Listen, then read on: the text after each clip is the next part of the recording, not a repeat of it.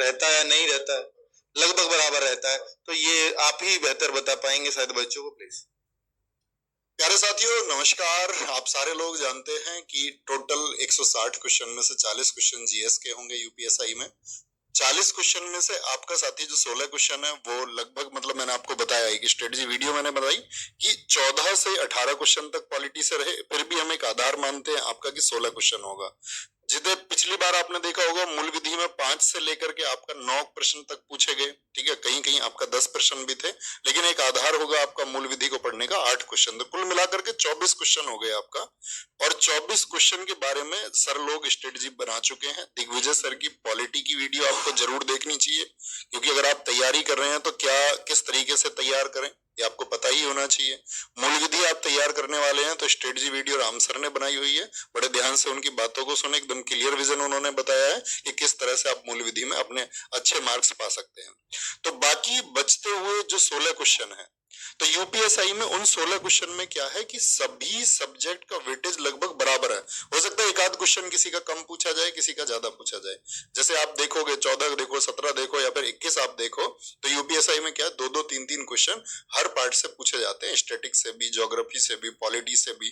तो उसके लिए मैंने आपको गाइड किया कि भाई आपको जो इकोनॉमिक्स सब्जेक्ट है इसमें, ठीक है, इकोनॉमिक्स और साइंस, और साथ में आपका जो स्पेशल टॉपिक आपके सिलेबस में दिए हुए हैं, साइबर क्राइम, कंप्यूटर की सामान्य समझ, सोशल साइट्स, जो टॉपिक आपको दिया हुआ है, ठीक है, तो ये टॉपिक्स आपकी कमांड पे होने चाहिए। और इन सबसे मतलब अगर मैं कहूँ 16 में से 8 से 9 प्रश्न ऐसे होते हैं जो एकदम से साधारणतः सभी लोग कर पाते हैं, और एक्स्ट्रा एफर्ट आप लगाओगे तो आप इस 16 में से मतलब लगभग 12-13 तक पहुंच सकते हो अगर आपने अच्छे एफर्ट्स लगाए हैं। तो टीचर्स की गाइडेंस से काम करना, और बाकी ये कहते हैं, हमने सुना भी है, इस परीक्षाओं के लिए वर्षों पढ़ाया भी है यूपीएसआई के लिए। पिछली वाली 9534 वैकेंसी में शायद मुझे नहीं लगता कि कोई छात्र ऐसा हो जो प्रत्यक्ष या अप्रत्यक्ष रूप से आरडब्ल्यू से ना जुड़ा रहा हो।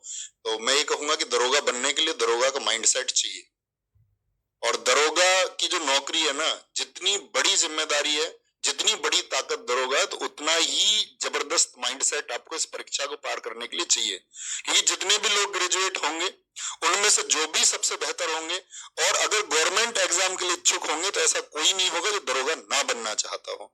अब बनना अगर सब चाहते हैं तो आप उस फर्स्ट लाइनअप में कैसे पहुंचोगे, आप शीर्ष पे कैसे पहुंचोगे, या अपना स्थान आप कैसे रिजर्व करोगे, इस सब के लिए जरूरत होगी आप सबके बौद्धिक होने की। ऐसा नहीं कि किसी ने बोला कि भैया ठीक है ये कर लो तो वो करने लग गए, किसी ने कुछ बोला कि ठीक है हम आपको दरोगा बनाएंगे तो उनकी तरफ आप दरोगा बनने चल दिए। कोई ऐसा भी होगा कि कहेगा कि भैया हम जो है तुमको अभी 4 दिन में दरोगा बना देंगे, कोई ये बोलेगा कि सिर्फ 10 वीडियो देख लो तुम दरोगा बन जाओगे। तो ये सब डिपेंड करेगा, वो सब दरोगा तो छोड़िए, आप सिपाही तो छोड़िए, होमगार्ड तो छोड़िए, फिर वर्षों की तैयारी में उलझ के रह जाते हैं।